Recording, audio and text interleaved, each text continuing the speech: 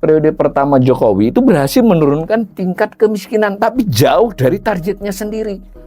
Memang secara presentasi dia turun karena angkatan kerjanya bertambah. Ya tidak buruk sekali, tapi buruk. Kalau saya melihat nilai tukar petani itu nyaris stagnan. Tapi secara umum petani pangan, peternakan, perikanan itu banyak yang memang hasilnya semacam bisa untuk bertahan hidup saja. Ada narasi juga bahwa ini UMKM diperhatikan dan sebagainya, merupakan porsi yang besar, menyerap tenaga kerja besar. Ya bisa dibaca seperti itu, bisa. Tapi dibaca secara lain bisa juga bahwa orang jadi berusaha sendiri. Itu karena nggak ada pekerjaan tempat lain. Tentu tidak semua ya, ada orang yang memang senang dengan bekerja sendiri. Tapi saya sangat yakin dari 32 juta itu, yang memang menginginkan bekerja sendiri itu nggak akan lebih dari 5 juta. Yang 25 juta lebihnya itu ya nggak ada alternatif. Dia harus bekerja berusaha sendiri. Jumlahnya itu meningkat ya selama era Jokowi. Nah, di dalam berusaha sendiri ini termasuk ojol sejauh yang saya lihat dari metadata BPS. Jadi ojol itu kemungkinan bisa masuk berusaha sendiri, bisa masuk pekerja bebas. Tapi kalau dilihat angka ini, masuknya adalah di berusaha sendiri. Bagian mana dari penciptaan lapangan kerja yang dimaksud oleh pidatonya Ibu Sri Mulyani tadi? Ini berusaha sendiri maupun pekerja keluarga ini ya usaha menyelamatkan diri mayoritas rakyat Indonesia. Mayoritas penduduk Indonesia di akhir Presiden Jokowi ini berkumpul di daerah miskin dan rentan miskin. Meskipun secara jumlah yang kelas menengah ini lebih banyak nih 137, tapi di antara yang 137 ini mayoritasnya dekat dengan sini, itu loh masalahnya. Dekat dengan garisnya itu. Target penurunan tingkat pengangguran dan tingkat kemiskinan dalam RPJMN era Presiden Jokowi tidak tercapai. Bukan hanya saat adanya pandemi COVID.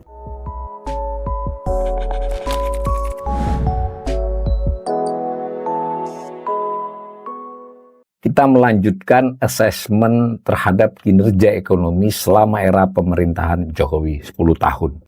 Di sesi pertama kita melakukan asesmen terhadap pertumbuhan ekonomi dan beberapa unsur dari pertumbuhan ekonomi.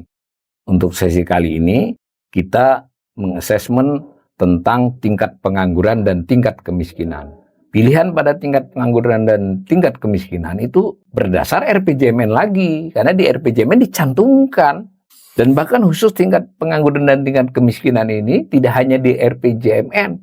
Untuk penyegarannya, RPJMN adalah Rencana Pembangunan Jangka Menengah Nasional untuk kurun 5 tahun ditetapkan pada awal periode. Di tahun 2020, di awal tahun itu ada peraturan presiden, itu RPJMN, rencana untuk 5 tahun.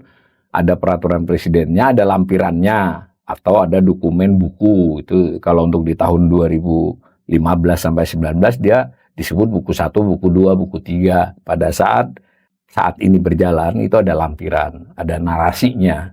Nah, di sana disebut, ini saya ambilkan dari RPJMN yang 2015-2019 yang juga perpresnya oleh Presiden Jokowi.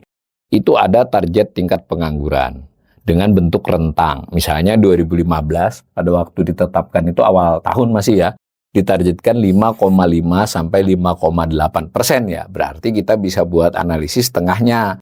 Kalau ditambahkan itu berarti targetnya 5,65. Nah, dan seterusnya. Menurun kan? Yang terakhir di 2019 4,0 sampai 5,0. Berarti targetnya adalah kita ambil di titik tengahnya 4,5. Begitu juga dengan tingkat kemiskinan. Itu tingkat pengangguran ya. Ada angkanya.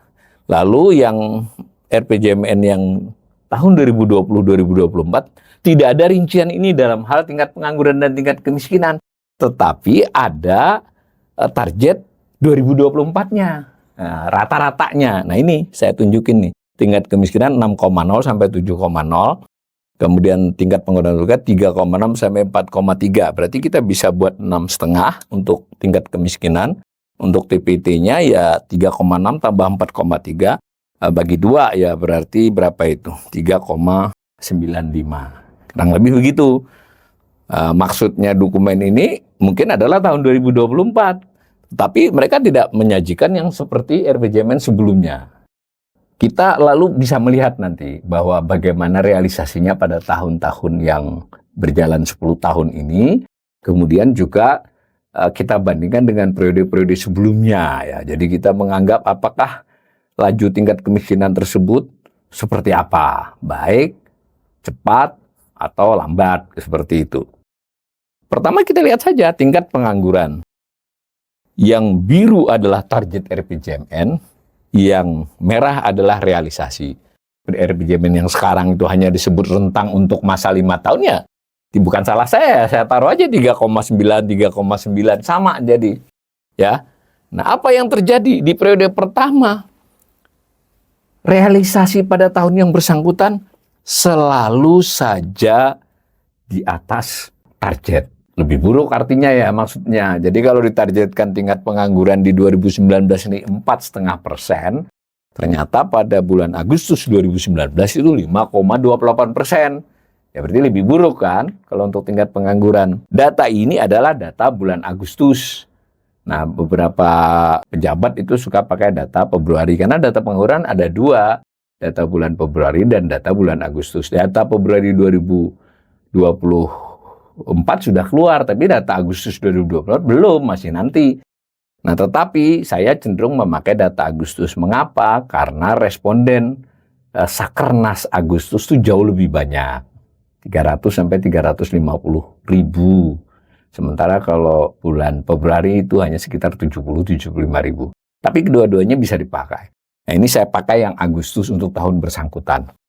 Nah, jadi kelihatan ya, ini saya lihat selisihnya. Jadi targetnya adalah tingkat pengangguran menurun, lalu dirubah pada tahun 2020. Ini belum tahu kalau ada COVID ya, dengan target yang lebih rendah pada periode kedua ini, tetapi tidak diberi rincian tahun, sehingga kita hanya menaruh target rata-ratanya sesuai dengan yang dinyatakan.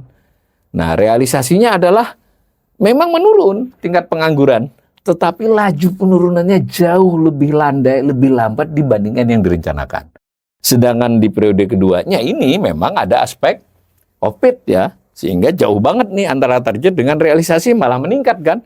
Pelan-pelan ini menurun lagi, tapi tingkat penurunannya ya semacam itu. Bahkan belum kembali pada, kalau untuk 2023 belum kembali kepada sebelum COVID. Nah, sekarang ada data Februari lebih rendah dari Agustus 2019, tapi kita belum tahu nanti Agustus ini nanti. Ini kan 5,28, mungkin nanti sekitar 5,1 sekarang kan 4,9 untuk data Februari. Tapi bagaimanapun sudah terlihat bahwa target tidak tercapai. Kemudian bagaimana dengan kemiskinan? Saya ulangi ya, dapatnya target itu dari ini nih. Ini yang RPJMN 3 yang 2015-2019, yang ini RPJMN 4. Maksudnya periode kedua Jokowi jadinya. Ya karena dia hanya menulis begini, tidak ada rincian, ya kita ambil rata-ratanya ini. Kemiskinan dan pengangguran. Kalau ini ada rinciannya, kita cari. Nah, dapat grafik ini tadi, grafik antara target dengan realisasi untuk pengangguran. Dapat target dan realisasi untuk tingkat kemiskinan. Sama saja, yang biru itu adalah target RPJMN, diharapkan menurun, sehingga di tahun 2019 itu rencananya hanya 7,5% sebelum COVID ya. Jadi ini juga sesuatu yang menurut saya agak adiktif ya. Apa-apa karena COVID. Sebelum COVID sudah begitu kok. Jadi kita harus menimbang sebab COVID itu, pandemi itu juga proporsional. Kasihan si COVID-nya ya, disalah-salahkan terus oleh pemerintah. Sebenarnya kan ya mana bagian yang karena COVID, mana yang bagian karena kinerjanya memang buruk. Gitu yang kita harus olah, harus pastikan. Tapi saya tidak ingin juga melebihkan bahwa memang berhasil. Periode pertama Jokowi itu berhasil menurunkan tingkat kemiskinan, tapi jauh dari targetnya sendiri. Nah, pada periode kedua karena sempat naik akibat COVID, kembali dinarasikan tingkat pengangguran turun, tetapi juga belum sesuai dengan targetnya. Dan tingkat yang di Maret, karena ini sekarang data hanya ada Maret, di 2024 ini, dengan 2019 itu hanya turun sedikit ya. Jadi 9,41 ke 9,03, jadi hanya turun 0,38% poin selama 5 tahun. Jadi narasinya terlalu berlebihan bahwa berhasil menurunkan kemiskinan. Ini kecil banget persentasinya. Jadi begitu ya. Nah, mari kita lihat lagi lebih rinci. Nah, lebih rincinya gini, kembali ke pengangguran dulu. Ini pidato konferensi pers Sri Mulyani tentang RAPBN. Ini salah satu slide-nya, bahwa katanya selama era Pak Jokowi ini berhasil menciptakan lapangan kerja 21,3 juta lapangan kerja. Juta orang ya. Khusus 2022-2024 untuk menunjukkan bahwa setelah COVID ini masih bisa. Itu 11,1. Ya ini menarik ini ya, karena memang terjadi pengangguran dulu kan. Nah ini kalau pakai persentase ini 2015, ini 2024 4,82. Tapi jangan lupa ya, 2024 ini adalah data Februari baru, belum Agustus. Saya menduga Agustus di kisaran 5,0. Jadi penurunannya juga bukan nggak seberapa ya. Artinya kurang dari 1%. Jadi angkatan kerjanya bertambah dari 128 menjadi 149. Lalu penduduk bekerja. Jadi penambahannya penduduk bekerja itu belum bisa mengatasi tambahan tenaga kerja. Selisih sedikit masih ya. Jadi ketika menciptakan lapangan kerja 21,3 juta, sebenarnya penduduknya yang bertambah itu kurang lebih 21,6, 21,7. Ya kurang lebih setara lah. Berarti kan pengangguran belum hilang ini. Nah kita lihat dengan grafik yang panjang nih. Tapi ini hanya saya pakai data Agustus ya, sehingga Agustus 2024 belum ada. Ketika dimulai ini tahun 2014, tingkat penganggurannya adalah 5,94. Nah di 2023 5,32. Tadi kemungkinan di 2024 yang berjalan ini yang untuk Agustus sebutlah 5,0.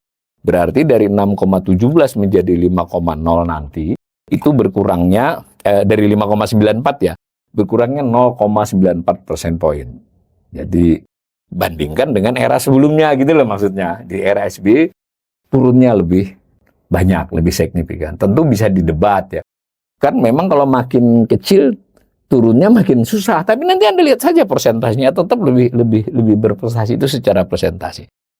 Kali ini saya ingin perlihatkan jumlah orangnya.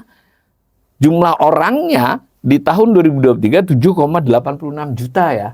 Nanti kalau di 2024 yang sedang berjalan ini ya nggak jauh dari ini sih, sekitar 7,95 atau 8 juta yang pengangguran. Nah masalahnya dari sisi jumlah orang ternyata bertambah. Ini pakai data 2023 belum 2024 ya.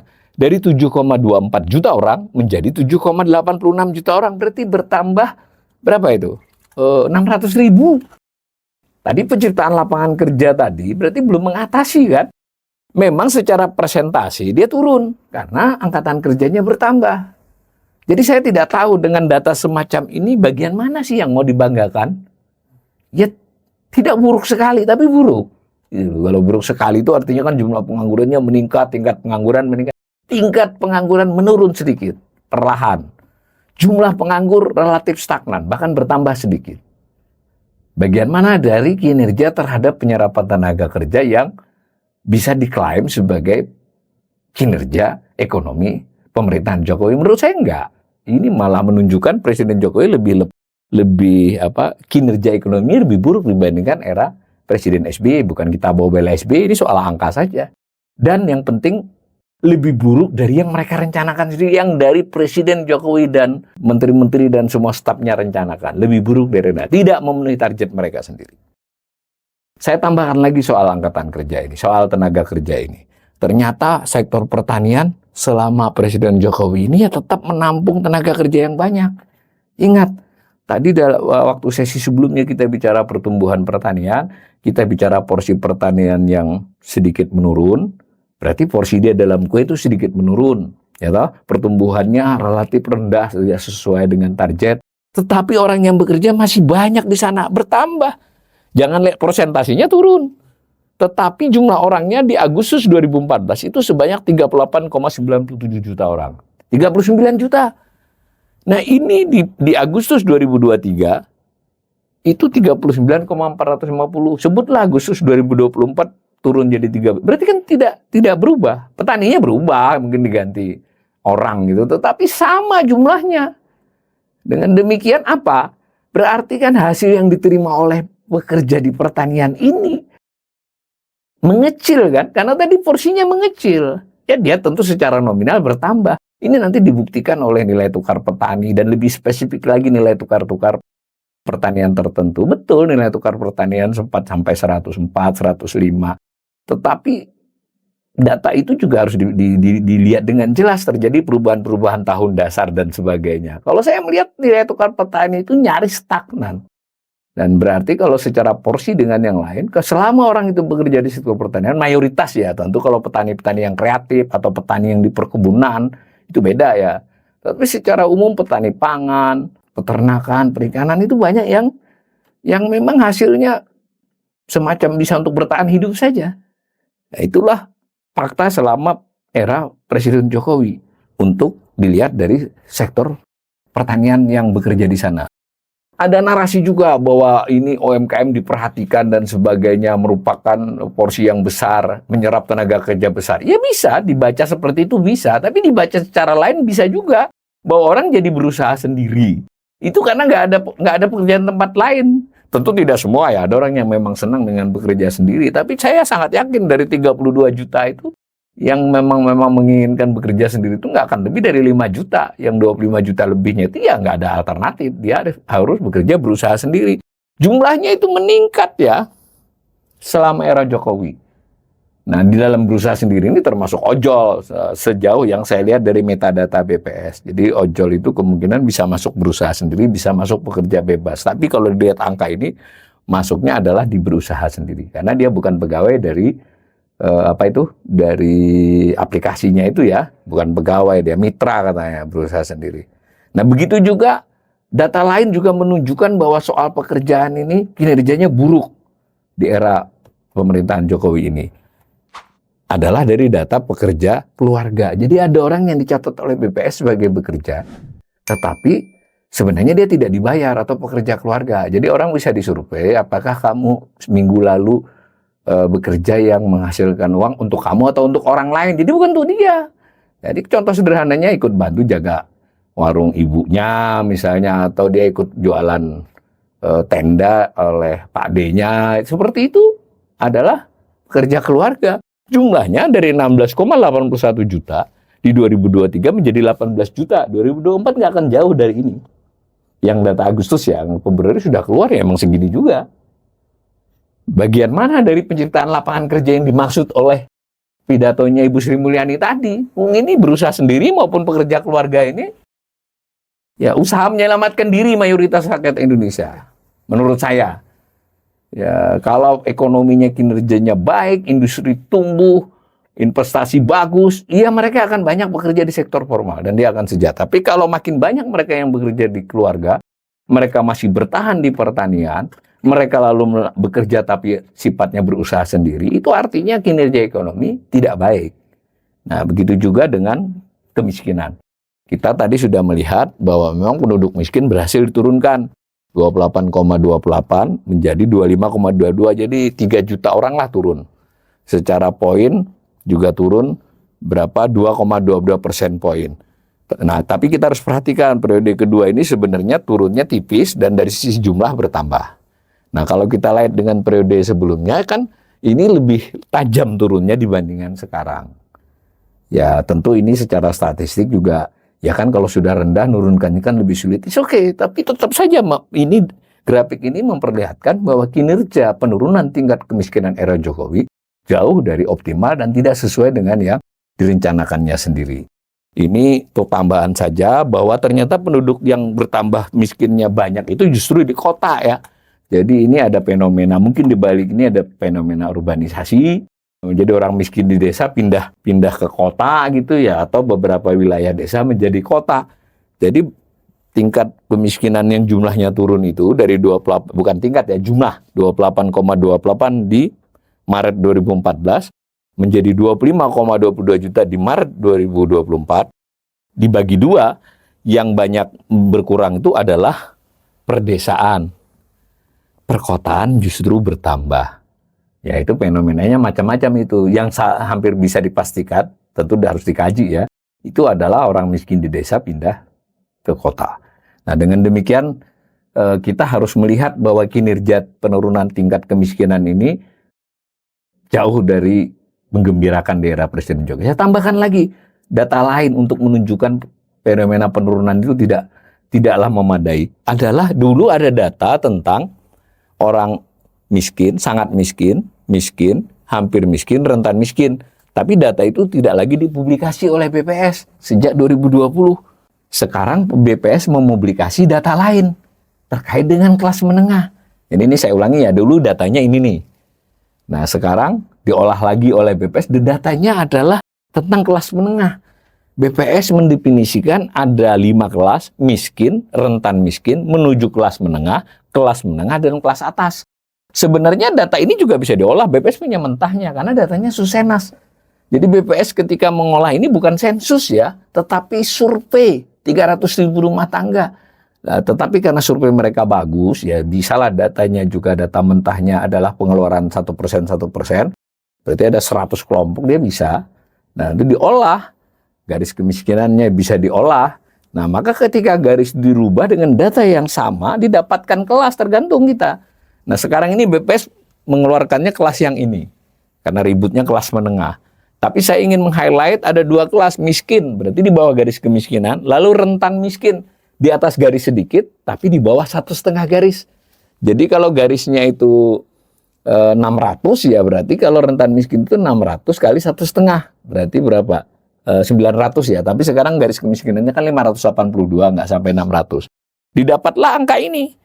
Jumlah yang miskin 25,22 kan sesuai dengan data tadi. Yang rentan miskin 67,69. Kalau kita jumlahkan ini, itu jumlahnya kira-kira 93 juta orang. Ukurannya 1,5. Kalau pakai ukuran yang lama, yang 1,6, itu masih 100. Kan 1,6 batasnya kan lebih tinggi.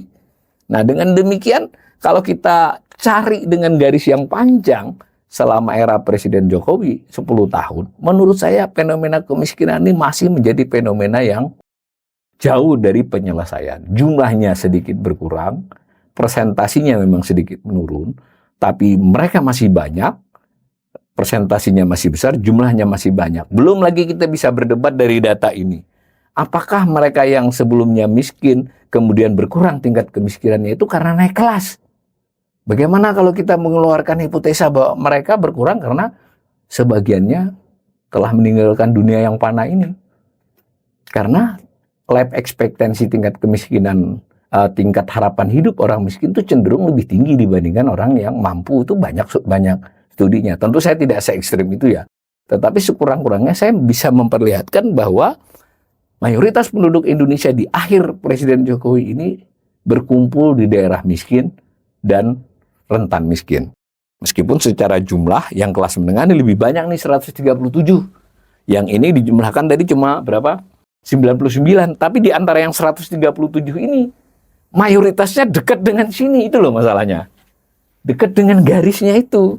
Jadi mereka di 2025, 2026 kalau ada kayak COVID atau krisis ekonomi, langsung nyebelah ke bawah. Bukan nyebelah ya kalau ke bawah, tapi turun. Karena itu izinkan saya menyimpulkan untuk aspek ini, target penurunan tingkat pengangguran dan tingkat kemiskinan dalam RPJMN era Presiden Jokowi tidak tercapai. Bukan hanya saat adanya pandemi COVID.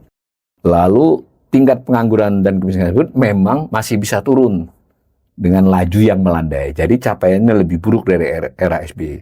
Dan dalam hal jumlah absolut penduduk miskin dan penganggur, itu benar-benar kondisinya tampak lebih buruk daripada persentasinya. Dan jika dikaitkan dengan pertumbuhan ekonomi yang masih bisa di periode pertama 8, di periode kedua 3,5, secara rata-rata 4%, yang ya bisa dikatakan tidak tumbuh kan, tapi tumbuh, maka kualitas pertumbuhan ekonomi terindikasi berkualitas buruk karena tidak mampu menurunkan tingkat kemiskinan dan tingkat pengangguran secara cukup signifikan.